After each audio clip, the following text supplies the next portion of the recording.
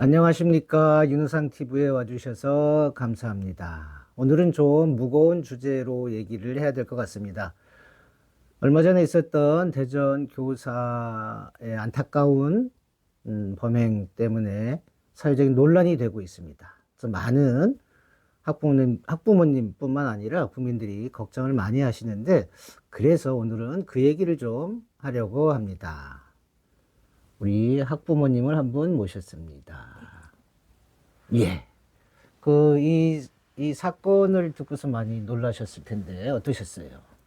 너무 충격적이기도 했고, 저학년 아이들을 키우고 있는 부모들은 더 많이 놀라고 걱정하고 있는 것 같아요. 그래요. 그래서 논란이 많이 되고 있어요. 또, 선생님이 우울증이었다. 그것 때문에 원인이 있지 않나. 그러면서 선생님들이 정신 건강에 대한 얘기도 나오고, 우려들이 많은 것 같은데, 뭐 궁금하신 거나 있으면은 같이 얘기하면서, 어, 설명을 해보도록 하겠습니다. 이번에 사건이 가해 교사가 우울증이었다 이런 얘기가 가장 많이 나오더라고요. 그래서 우울증이 그렇게 폭력적이고 위험한 건가? 이런 게 좀 먼저 궁금했어요. 음, 예, 우울증이 이번 사건의 원인이 아닌가. 그래서 우울증 때문에 폭력이 나타난 게 아닌가. 이렇게 얘기를 하는데, 그냥 확실하게 답을 드리겠습니다. 우울증은 폭력적이지 않습니다. 이거 뭐 정신과 의사들이면 모두가 다 동의하는 얘기거든요.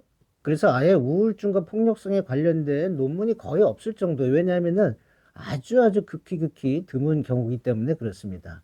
대개 이제 우울증에서 공격성이 나타나는 경우가 타인을 향해서, 외부 대상을 향해서 나타나는 게 아니라 자기 자신에게 나타나는 공격성은 뭐 있습니다. 다 아시다시피 우울증이 심할 경우에 자해나 자살 시도 같은 경우가 있죠. 그것은 자기 자신에 대한 공격성이라고 얘기할 수 있는데, 그것을 공격성이라고 하기보다는 어떤 자포자기, 자기 자신, 이렇게 힘들어하는 자기 자신이 없었으면 하는 그런 마음이지, 그것을 폭력성이라고 얘기하기는 어려울 것 같아요.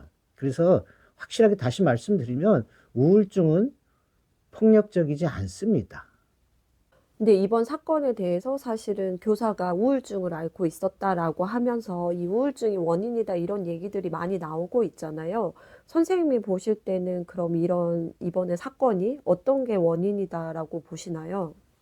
이 선생님이 진료는 우울증의 진단으로 진료를 받았지만, 사실 정신과적인 진단명의 그 범위가 상당히 넓어요. 서로 겹쳐져 있는 부분도 있고. 근데 이 선생님이 볼 때는 약간 묻지마 살인과 비슷한 양상을 보이고 있지 않나, 이런 생각이 들거든요.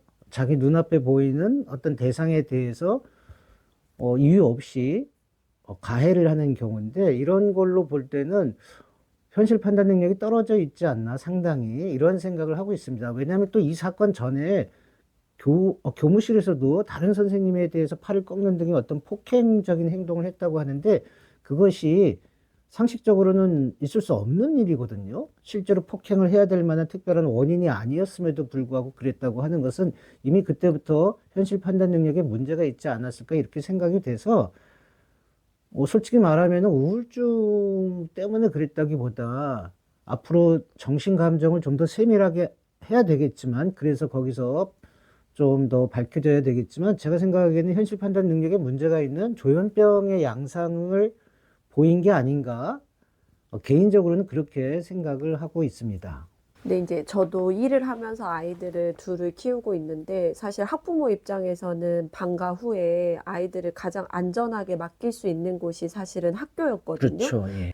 이런 마음이 힘든 선생님들이 아이들을 가르치는 게 사실 부모 입장에서는 음, 너무나 걱정이 많이 되는 거죠. 선생님들을 사실 믿고 우리 아이를 맡길 수 있을까? 음. 그런 걱정이 너무 많이 돼요. 그래서 만약에 그냥 뭐 까놓고 얘기해서 우울증이 있으신 선생님이 아이들을 가르쳐도 됩니까? 이런 걱정이신가요? 그, 어떠세요? 그렇죠. 어, 아무래도 마음이 힘드니까 아이들한테 뭔가 지도하시거나 음, 돌보는데 좀 어렵지 않을까 이런 생각이 들고 더군다나 이번엔 이제 더 큰 사건이 음, 벌어지다 보니까 우리 아이들이 안전에 위협받고 있는 게 아닌가라는 생각이 안 들 수가 없는 것 예, 같아요.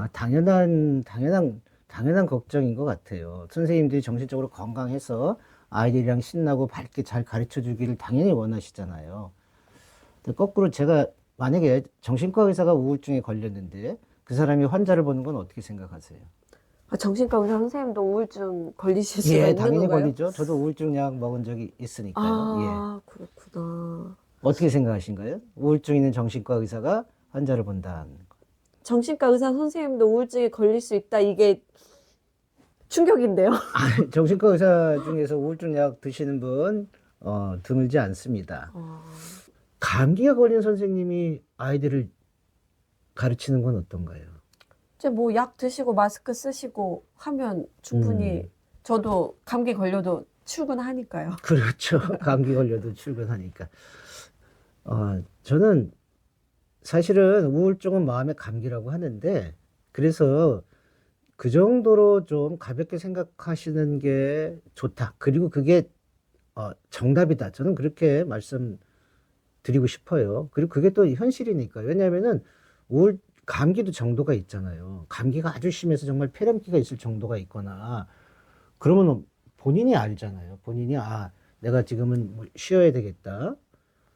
그런데 가벼운 감기 같은 경우는 뭐 조심하면서 하는 것처럼 사실 우울증 치료 도 정도가 있으니까 일상생활에 아무런 지장이 없는 경우가 거의 뭐 대부분이니까요. 그냥 무기력하고 의욕이 떨어진다 뭐 이런 정도인 경우가 많거든요. 근데 그런 경우는 문제가 안 되죠.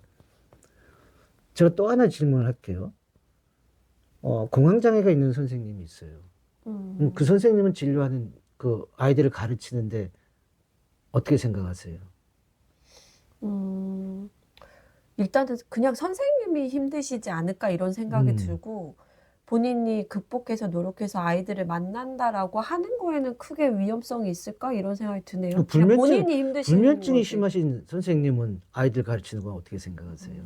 불면증은 직장인들도 많고 제 동료들도 불면증 있는 사람들 많아서 본인이 또 힘들 뿐이지 그게 다른 사람한테 해가 되거나 이럴까라는 자, 생각이 들어요. 공황장애, 불면증도 타인에게 해가 되지는 않잖아요. 공황장애가 있다고 해도 공황장애도 많잖아요. 아주 공황장애가 있다고 타인에게 해가 되지는 않잖아요.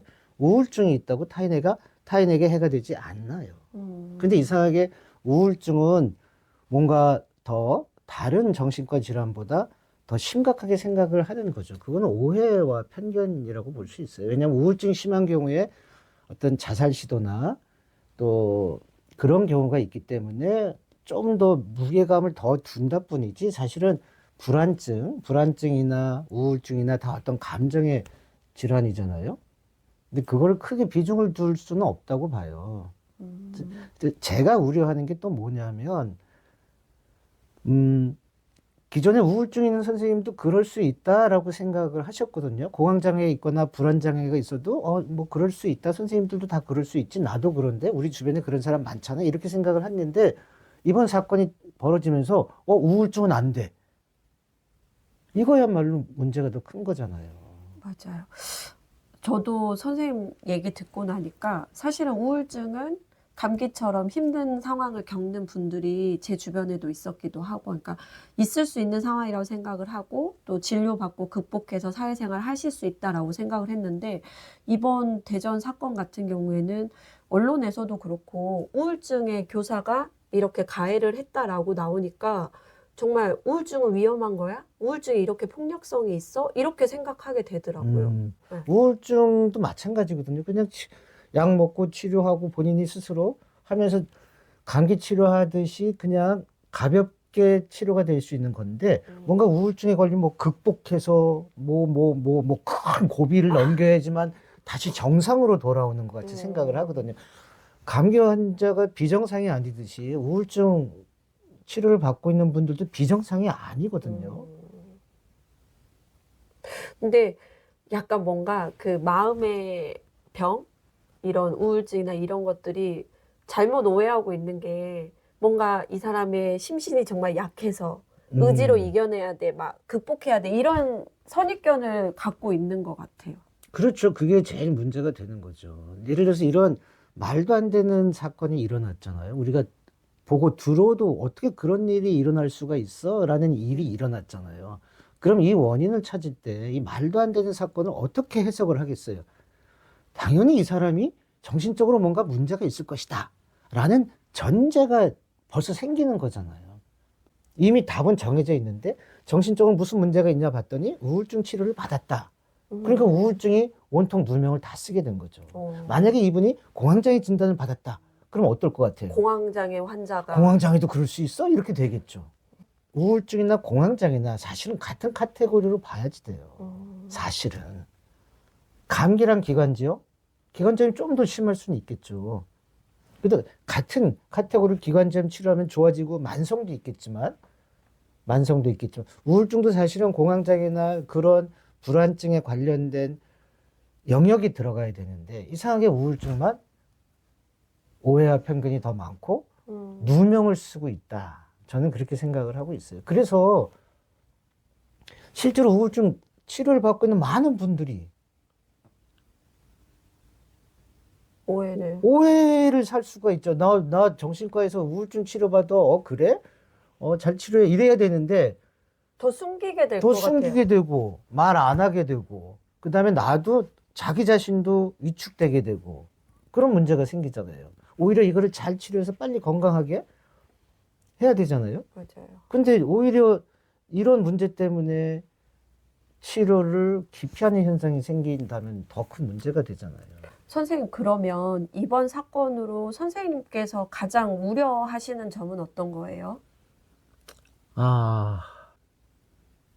또 걱정이 되는 것은 사실 이 사건으로 인해서 한 세 가지 정도가 걱정이 되는데 첫 번째는 우리가 계속 얘기했던 것처럼 우울증 진료에 대한 어떤 기피, 거부감, 그다음에 우울증 치료를 받는 사람들이 어떤 심리적으로 위축되는 것들 이러면서 실제 우울증 치료가 기피 대상이 되지 않나 하는 것이 제일 큰 염려 중에 하나예요. 자살자가 지금 대한민국에 연 13,000명에서 5,000명이 되거든요. 그럼 하루에 30명이고 한 달에 거의 1,000명이 자살로 생을 마감하는데 자살자의 70 내지 80%가 우울증이랑 연관이 있어요. 그분들이 치료만 제대로 받아도 자살자 수가 저는 급감할 거라고 생각이 되는데 이런 사건이 터지면 더 우울증에 대한 치료를 기피하는 경우가 있기 때문에 이것이 제일 큰 염려고요. 두 번째는 이 사건으로 인해서 작게는 학교와 선생님에 대한 보이지 않는 불신이 더 커지지 않을까 하는 염려가 있어요. 지금 그렇잖아도 학교와 선생님에 대한 어떤 불신이 조금씩 쌓여가고 있는데 이런 사건이 터지면 또 학교에 아이를 보내는 것에 대해 걱정하고 또 선생님에 대해서 또 걱정하는 게 있어서 이것이 걱정이 되는 두 가지고요. 세 번째는 현실적인 걱정인데 이 사건으로 인해서 법을 만든다고 하거든요. 예방적인 차원에서. 그런데 그 법이 오히려 우울증 치료를 못하게 하는 선생님들이 편안하고 안전하고 비밀이 보장되면서 우울증을 더 치료해야 되는데 오히려 그 법으로 인해서 선생님들이 관리, 감독을 받으면서 오히려 눈치 보게 되고 불안해하고 그런 정신과적인 문제에 대한 치료가 위축되지 않을까. 그런 악영향이 생기지 않을까 하는 그 우려. 이 세 가지가 지금 이 사건으로 제가 걱정돼서 또 이 영상을 찍고 있는 것입니다.